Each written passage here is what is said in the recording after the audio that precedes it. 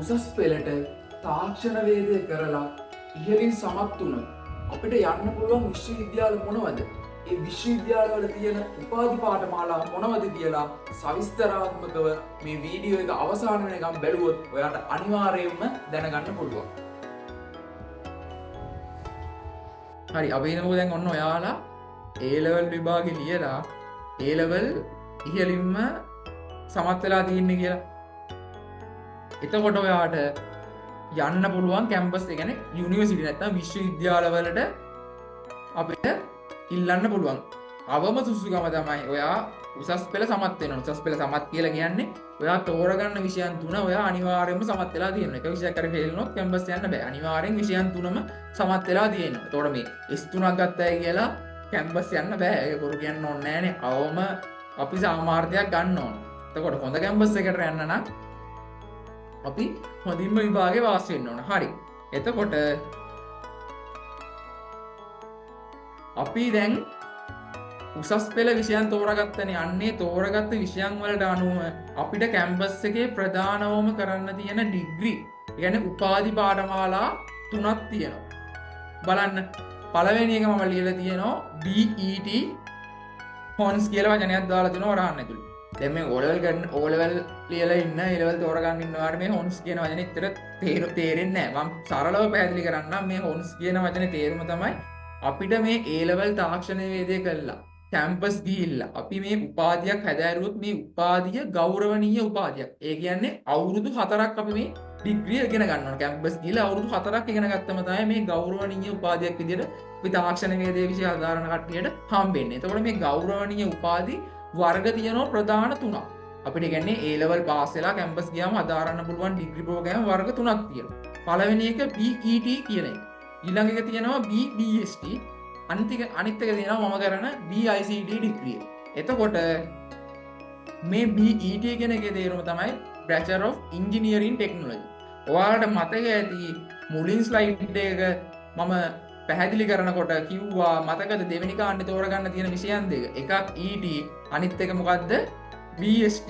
එතකොට මෙන්න මේ විෂයන් දෙකට අදාළ ඩිග්‍රී දෙකක් නේද අපිට මේ කැම්පස් එකේදී හම්බෙලා තියෙන්නේ. මෙන්න මේ එතන තියෙනවා ET කියන වචනේ. මෙතන තියෙනවා BST කියන වචනේ. මෙතන ICT කියන එක තියෙනවා. ICT වෙනම එකක්. ඒක මම පැහැදිලි කරන්න. මුලින්ම මේ BET හොන්ස් කියන ගෞරවනීය උපාධිය අපි හදාරන්න නම් ඕනම කැම්පස් එක තාක්ෂණ වේදයේ තියෙන, කියන්නේ A level ටෙක්නොලොජි වලින් යන්න පුළුවන් ඕනම කැම්පස් එක BET කියන කැම්පස් එක, කියන්නේ BET කියන උපාධි පාඨමාලාවක් කරන්න නම් අපි අනිවාර්යයෙන්ම මොකද්ද කරලා තියෙන්න ඕන? මෙන්න මේ විෂයන් තෝරා ගැනීමේදී දෙවෙනි විෂය කාණ්ඩයෙන් ඉංජිනේරු තාක්ෂණ වේදය නැත්තම් ET කියන විෂය කරලා තිබිය යුතුමයි. එතකොට තමයි ඔයාට කැම්පස් එකේ මොකක්ද BET කියන උපාධි පාඨමාලාව හදාරන්න පුළුවන්. හරිනේ. ඊළඟට මේ BST කියන්නේ මොකද්ද? ඔයා මේ දෙවෙනි විෂය කාණ්ඩයෙන් BST කියන සබ්ජෙක්ට් එක නැත්තම් ජෛව පද්ධති තාක්ෂණ වේදය කියන සබ්ජෙක්ට් එක කරලා තිබුණොත් ඔයාට පුළුවන් කැම්පස් එකේ මේ BBST කියන උපාධිය හදාරන්න. එතකොට දෙවෙනි කාණ්ඩයෙන් ET කරපු එක්කෙනෙක්ට කැම්පස් එකේ BBST කියන උපාධිය හදාරන්න බෑ. එයා ET නේ කරලා තියෙන්නේ දෙවෙනි කාණ්ඩේ. දෙවෙනි කාණ්ඩේ BST කරලා තිබ්බනම් එයාට BBST හදාරන්න පුළුවන්. හරි. ඊළඟට මේ ICT, ඔයා ICT පැත්තට ආස නම් ICT පැත්තෙන් ඉස්සරහට යන්න ආස නම් මොකක් හරි පැත්තකින් ඔයා අනිවාර්යයෙන්ම මෙන්න මේ තුන්වෙනි කාණ්ඩ විෂයන් වලින් තොරතුරු හා sannivedana තාක්ෂණය නැත්තම් ICT කියන විෂය තුන්වෙනි කාණ්ඩෙන් ඔයා උසස් පෙළ හදාරලා තියෙන්නම ඕන. නැත්තම් ඔයාට වෙන මෙතන තියෙන කිසිම විෂයක් කරත් අපේ ටෙක්නොලොජි උපාධියෙන් හම්බෙන ICT කෝස් වලට ඉල්ලුම් කරන්න බෑ. ඒ කියන්නේ ICT කියන සබ්ජෙක්ට් එක අනිවාර්යයෙන්ම කරලා තියෙන්න ඕන. මෙන්න මේ ICT කියන BICT කියන ඩිග්‍රිය කැම්පස් එකේ ගිහිල්ලා කරන්න ඕන නම් අනිවාර්යයෙන්ම තුන්වෙනි කාණ්ඩෙන් ICT කරලා තියෙන්න. මේක තමයි සරලම මෙන්න අපිට හම්බෙන උපාධි පිළිබඳව සරලම විග්‍රහය. හරි. අපි ඊළඟට මෙන්න මේ BET ඩිග්‍රිය මම මුලින්ම දැන් පටන් ගන්න හරිනේ. ඔන්න මේ BET තියෙනවා, BBST තියෙනවා, BICT තියෙනවා. මුලින්ම BET පැත්ත ගැන කතා කරන්න. මේ ඔන්න බලන්න. මෙන්න මේ BET කියන ඩිග්‍රිය අපිට විශ්වවිද්‍යාල තියෙනවා 9ක්. මෙන්න මේ විශ්වවිද්‍යාල 9ම මේ BET කියන උපාධිය හදාරන්න පුළුවන්. මොනවද? ජයවර්ධනපුර විශ්වවිද්‍යාලය තියෙනවා, කොළඹ විශ්වවිද්‍යාලය, කැලණිය විශ්වවිද්‍යාලය, ඌවැල්ලස් විශ්වවිද්‍යාලය, රුහුණ විශ්වවිද්‍යාලය, වයඹ විශ්වවිද්‍යාලය, රජරට විශ්වවිද්‍යාලය, සබරගම් විශ්වවිද්‍යාලය සහ යාපනයේ විශ්වවිද්‍යාලය. මෙන්න මේ විශ්වවිද්‍යාල සෙට් එකේම අපිට තියෙනවා මොනවද?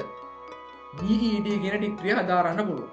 එතකොට මේ අපි මේ O level කරපු අංගල මල්ලා තමයි සම්බන්ධ වෙලා ඉන්නේ. ඔයාලට අපි A level subject ගැන වගේම මෙන්න මේ උසස් පෙළ තියෙන අපිට කැම්පස් එකේ තියෙන මොනවද පෝස්ට් ගිහලා මොනවද කැම්පස් එකේ වෙන්නේ. ඊට පස්සේ අපිට ජොබ් තියද මේ සමාජෙ ගොඩක් කට්ටිය අහන ප්‍රශ්නේ ටෙක්නොලොජි කරොත් අනාථ වේද ජොබ් නැති වේද කැම්පස් තියද අපි අන්න ඒවට විසඳුමක් වශයෙන් ඔයාලා කවුරු හරි අහුවොත් අයියා අපි ටෙක්නොලොජි කරේ ඔයාලෙන් කවුරු හරි ප්‍රශ්නයක් අහුවොත් උඩ ඔයාලට උත්තර දෙන්න පුළුවන් මේ වගේ කැම්පස් අපිට යන්න පුළුවන් මේ වගේ ජොබ් වලට අපිට යන්න පුළුවන් අන්න ඒක පැහැදිලි කරන්නත් එක තමයි අපි මේ කැම්පස් එකේ තියෙන ඩිග්‍රී වෙන වෙනම පැහැදිලි කරගෙන යන්නේ. එතකොට මෙතන අවිල ඉන්න ඕන මෙතන A level කරලා දැන් රිසල්ට් එනකම් බලන් ඉන්න නංගිල මල්ලත් ඇති. එයාලා බලන් ඉන්න මේ මොනවද අපිට කරන්න කැම්පස් එකේ තියෙන ඩිග්‍රී මොනවද ජොබ් මොනවද ඒව ගැන එයාලත් බලන් ඉන්න. එතකොට අපි හැමෝටම වැදගත් වෙන්න O level කරමු නංගිල මල්ලටයි හැමෝටම වැදගත් වෙන්න මේ ටිකත් පැහැදිලි කරන් යන්න.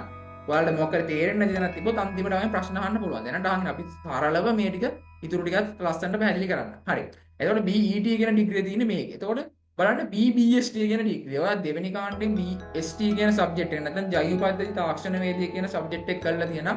ඔයාට මෙන්න මේ කැම්පස් වල BBST කියන උපාධිය හදාරන්න පුළුවන්. බලන්න ශ්‍රී ජයවර්ධනපුර විශ්වවිද්‍යාලය තියෙනවා, කොළඹ විශ්වවිද්‍යාලය, නැගෙනහිර විශ්වවිද්‍යාලය, ඌවැල්ලස් විශ්වවිද්‍යාලය, රුහුණ විශ්වවිද්‍යාලය, වයඹ විශ්වවිද්‍යාලය, රජරට විශ්වවිද්‍යාලය, සබරගම් විශ්වවිද්‍යාලය, යාපනයේ විශ්වවිද්‍යාලය සහ අග්නිදික විශ්වවිද්‍යාලය. මෙන්න මේ ටිකේ මොකද්ද? ඔයාට උපාධිය හදාරන්න පුළුවන් BST දෙවෙනි කාණ්ඩෙන් කරලා තියෙන කට්ටියට මේ කැම්පස් සෙට් එකේම ඔයාට උපාධි තියෙනවා. හරි. අපි දැන් ඊළඟට යන් BICT ඩිග්‍රී සම්බන්ධව කතා කරමු. BICT ඩිග්‍රී තියෙන්න නම් කැම්පස් 8ක විතරයි. බලන්න මේ තියෙනවා ප්‍රධාන වශයෙන්ම ශ්‍රී ජයවර්ධනපුර විශ්වවිද්‍යාලය, කොළඹ විශ්වවිද්‍යාලය, කැලණිය විශ්වවිද්‍යාලය, ඌවැල්ලස් විශ්වවිද්‍යාලය, රුහුණ විශ්වවිද්‍යාලය, රජරට විශ්වවිද්‍යාලය, අග්නිදික විශ්වවිද්‍යාලය සහ වවුනියා විශ්වවිද්‍යාලය කියන මෙන්න මේ විශ්වවිද්‍යාල 8ේදී ඔයාට මෙන්න මේ BICT කියන උපාධි පාඨ මාලාව හදාරන්න පුළුවන්. දැන් සමහර විතර නැති මේ කැම්පස් තියෙනවා 10ක් 8ක් ඒව මේ හැම එකම මේ අපිට තියෙන ඉන්න ඕන එකට අපිට යන්න පුළුවන්. ඉතින් අපි ඒ ලෙවල් වල මානසිකලා පාඩම් කරන්න ඕනේ. සමහර විතර නැති දැන් එහෙම මුලින් අර අපි පාඩම් කරන්න එක ලියුවට දැන් සමහර විතර නැති මෙච්චර කැම්පස් ගොඩක් තියෙනකොට මේ අපිට මෙච්චර ලොකු තරගයක් දෙන්න ඕනේ නැහැ කියලා. එහෙම එකක් නැහැ. හැබැයි මේක මෙහෙම දෙයක් තියෙනවා.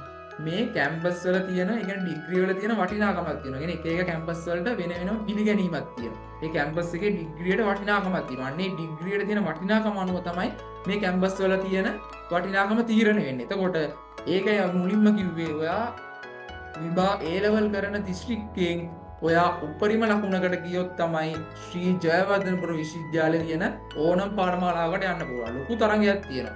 ඒ මොකද මේ කැම්පස් එකේ තියෙන ඩිග්‍රී වලට ලොකු පිළිගැනීමක්. ඒ කියන්නේ ලොකු වටිනාකමක් ඩිග්‍රී අන්තර්ගතය. මේ හැමදේම මේ ඉතාමත් ඉහළ මට්ටමින් තියෙනවා. ඒ කියන්නේ මොකද මේ තාක්ෂණික කියන්නේ තාක්ෂණික පීඩියන් පටන් ගන්නකොට ශ්‍රී ජයවර්ධනපුර විශ්වවිද්‍යාලයේ තාක්ෂණික පීඩිය තමයි මුලින්ම ලංකාවේ ආරම්භ කරපු තාක්ෂණ පීඩිය. එතකොට මේ තාක්ෂණ පීඩිය විදිහට මේ වෙනකම්ම දිගටම ඒකේ කියන්නේ ක්වොලිටිය රඳවගෙන ඇවිල්ලා තියෙනවා. එතකොට මේ ඩිග්‍රී වලට වටිනාකමක් තියෙනවා. ඒකයි මෙච්චර තරගයක් තියෙන ලංකාවේ මේ ජයවර්ධනපුර විශ්වවිද්‍යාල කැම්පස් වලට යන්නේ. හරි. අපිට දැන් අපි හිතමුකෝ මේ ඩිග්‍රී වලට අමතරව කතා කරොත් සමහර කැම්පස් තියෙනවා. ඒ කැම්පස් වල ඒ ඩිග්‍රිය තියෙන්නේ ඒ කැම්පස් එකේ විතරයි. සමහර ඒවා තියෙනවා අපේ ජයවර්ධනපුර චපුර ටෙක් එකේ ඒ ඩිග්‍රිය නෑ. දැන් නැනෝ ඔයා හිතනවා ඔයා A level තාක්ෂණ වේදිකය කරලා ඔයාගේ අනාගත බලාපොරොත්තුව තමයි නැනෝ තාක්ෂණ වේදිකයක් වෙන්න. ඒතොර නැනෝ තාක්ෂණ ඉගෙන ගන්න ඕනේ. ඒතොර නැනෝ තාක්ෂණය අපේ කැම්පස් එකේ ශ්‍රී ජයවර්ධනපුර විශ්වවිද්‍යාලයේ නැනෝ තාක්ෂණය නෑ. එහෙනම් ඔයා යන්න ඕන කැම්පස් එක මොකද්ද? අන්න ඒ වගේ කෝස් ටිකක් තියෙනවා. අපේ කැම්පස් එකේ නෑ. ඒව තියෙන්නේ තව කැම්පස් එකේ විතරයි. එතකොට තව කැම්පස් එකේ නැති ඒවා අපේ කැම්පස් එකේ විතරයි තියෙන්නේ. අන්න එහෙම මම තෝරගත්ත ලිස්ට් එකක් තියෙනවා. මම දැන් ඒ ටික පෙන්නන්නම් ඔන්න බලන්න. එතකොට ඔයා ඔටෝමොබයිල් වාහන හදන සම්බන්ධව කැමති ඩිග්‍රියක් කරන්න බලාපොරොත්තු වෙනවා නම් ඔයාට ජයවර්ධනපුරට හරි යාපනයේ කැම්පස් එකට හරි යන්න වෙනවා. ඔයා නැනෝ තාක්ෂණය කරනවා නම් ඒක තියෙන්නේ වයඹ විශ්වවිද්‍යාලයේ විතරමයි ලංකාවේ තාක්ෂණ වේදිකය කරන ළමයිට. ඔයා නැනෝ තාක්ෂණය කරනවා නම් ඔයා ජයවර්ධනපුරට ඇවිල්ලා හරියන්නේ නැහැ. නැනෝ කරන්න ආස නම් ඔයාට යන්න වෙනවා වයඹට. ඉලෙක්ට්‍රිකල් කියන ටෙක්නෝලොජි කෝස් එක තියෙන්නේ YM කැම්පස් එකේ විතරයි.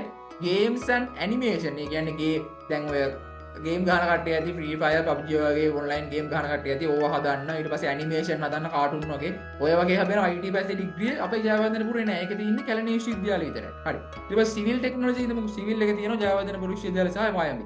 එතකොට තව ඔටෝමේෂන් කියලා කෝස් එකක් තියෙනවා. ඒකෙදී තියෙන්නේ කොළඹ කැම්පස් එකේදී විතරයි රොබොටික්ස් සම්බන්ධ දේවල් සහ ඔටෝමේෂන් ඒ කියන්නේ ස්වයංක්‍රීයව වැඩ වෙන විදිහ ඒව ගැන කතා කරන ඩිග්‍රිය තියෙන්නේ කොළඹ. එතකොට මල්ටිමීඩියා ටෙක්නොලොජි ඒ කියන්නේ ග්‍රැෆික් ඩිසයිනින් ඒ කියන්නේ කොහොමද ඊට පස්සේ වෙබ් ඩිසයින් කොහොමද වීඩියෝ එකක් එඩිට් කරන්නේ කොහොමද ෆොටෝ එකක් එඩිට් කරන්නේ ඊට පස්සේ ෆිල්ම් ඉන්ඩස්ට්‍රි එකේ කොහොමද ෆිල්ම් හදන්නේ තව ඊට පස්සේ අර මම කලින් කිව්වා වගේ වෙබ් අඩවිය කියන්නේ අපේ මේ වගේ දැන් මේ අපි දැන් මේ ප්‍රසන්ටේෂන් එක හදලා තියෙන වගේ වෙබ් අඩවියක් කොහොමද හදන්නේ ඒ වගේ ඒවා තියෙන්නේ මල්ටිමීඩියා තියෙන්නේ අපේ කැම්පස් එකේ ශ්‍රී ජයවර්ධනපුරේ විතරයි ඊට පස්සේ ඔයාලට රොබොටික්ස් කරන්න ආස නම් රොබොටික්ස් කියලා වෙනමම ඒක විතරක්ම ඉගෙන ගන්න ආස නම් ඒක තියෙනවා කැලණි විශ්වවිද්‍යාලේ ඒ වගේම මෙකට්‍රොනික්ස් කියලා ලංකාවේ ED කරන ගොඩක් කට්ටිය බලාපොරොත්තු වෙන පාඨමාලාවක් කිව්වොත් නිවැරදි කැම්පස් එකේ තියෙන්නේ අපේ ශ්‍රී ජයවර්ධනපුර විශ්වවිද්‍යාලේ විතරයි මෙකට්‍රොනික් කියන ඩිග්‍රිය. ඒ කියන්නේ ඒකේ තනිකරම මෙකාට්‍රොනික් කියන්නේ මිකැනිකල් සහ ඉලෙක්ට්‍රොනික් එකතු වෙලා හදිච්ච එකක්. එතකොට මේකෙදී අපිට රොබොටික්ස්, ඔටෝමේෂන් ඒ වගේ පුළුල් පරාසයක දේවල් උගන්වනවා. ඒකින්ද ගොඩාක් කට්ටිය මෙන්න මේ ඩිග්‍රී එකට යන්න බලන් ඉන්නෝ BET කරන ඩිග්‍රී කරන්න ආස කට්ටිය. හරි. මම දැන් මේ ඩිග්‍රී ප්‍රෝග්‍රෑම්ස් ගැනත් පැහැදිලි කරා. සජිනි තව මොනවා හරි මේකට එකතු වෙන දෙයක් තියෙද?